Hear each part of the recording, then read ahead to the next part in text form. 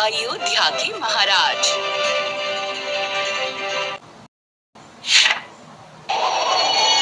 ब्रह्मा की भविष्यवाणी के अनुसार वाल्मीकि ने राम की कहानी की रचना शुरू की। ये कहानी एक सुंदर कविता के रूप में थी और इसमें हर भाव के रंग थे।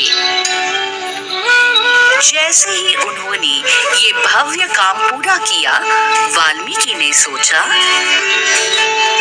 कोई इतना कुशल है जो इस अद्भुत कहानी को पूरी दुनिया में सुना सके।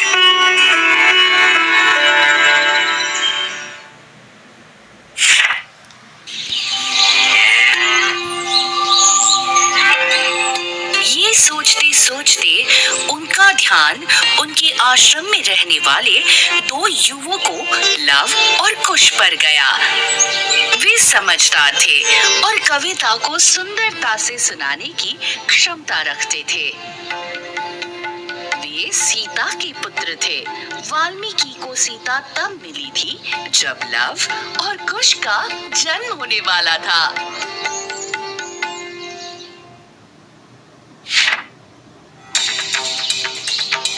वाल्मीकि ने उन्हें रामायण पढ़ाना शुरू किया।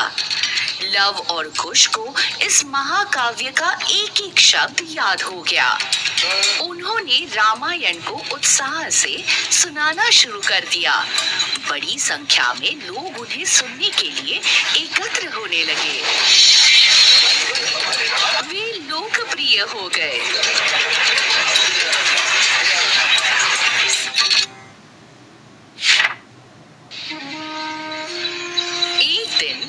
जब वे रामायण सुना रहे थे, स्वयं राम ने उन्हें देखा।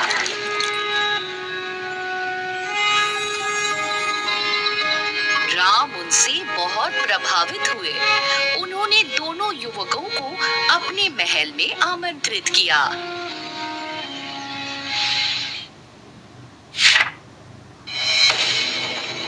इन दोनों युवकों में देवताओं जैसा तेज है।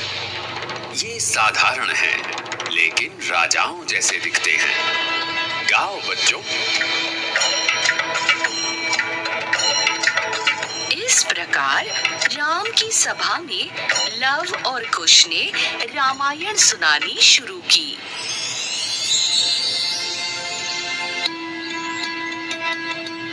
अयोध्या के शासक दशरथ न्यायप्रिय और बहादुर माने जाते थे। अपने महल की खिड़की से उन्होंने सरयू नदी के तट पर स्थित अपनी सुंदर राजधानी कोसल को देखा।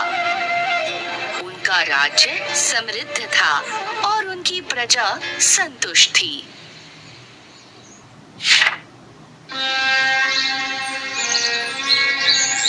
फिर भी वे दुखी थे। क्या मेरे महान पूर्वजों का प्रसिद्ध इक्ष्वाकु वंश मेरे साथ ही समाप्त हो जाएगा? यदि मैं देवताओं को प्रसन्न करने के लिए एक बलिदान का आयोजन करूं, तो निश्चित ही वो मेरी इच्छा पूरी कर देंगे। उन्होंने अपने सलाहकार और सारथी सुमंत्र को बुलाया। पुजारियों और ऋषियों को बुलाओ। मैं देवताओं को प्रसन्न करने के लिए अश्वमेध यज्ञ करने वाला हूँ। महाराज, क्यों ना हम ऋषि ऋष्यशृंग से इस यज्ञ को करने का आग्रह करें।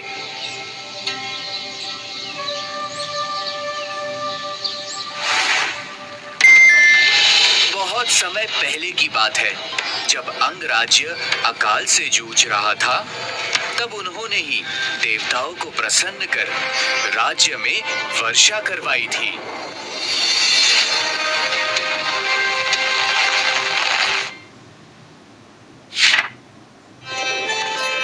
आम के राजा थे रोमपद, जो राजा दशरथ के मित्र थे। ऋषि ऋष्यशृंग का विवाह रोमपद की बेटी शांता से हुआ था। ये याद आते ही राजा दशरथ की आंखें चमक उठी। निश्चित रूप से रोमपद ऋषि ऋष्यशृंग को मेरी मदद करने के लिए जरूर कहेंगे।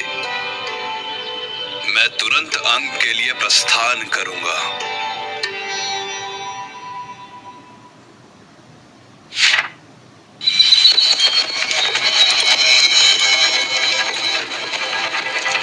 जंगलों और नदियों से कई दिनों तक यात्रा करते हुए राजा दशरथ और उनका दल अंग पहुंचा।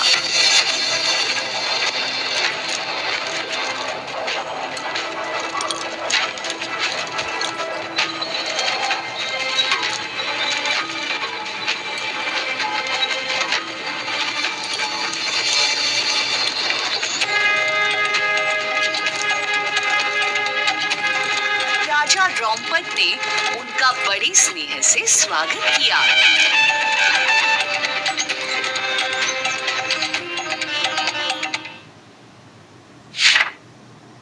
राजा दशरथ ने अपने मित्र को सारी बात बताई।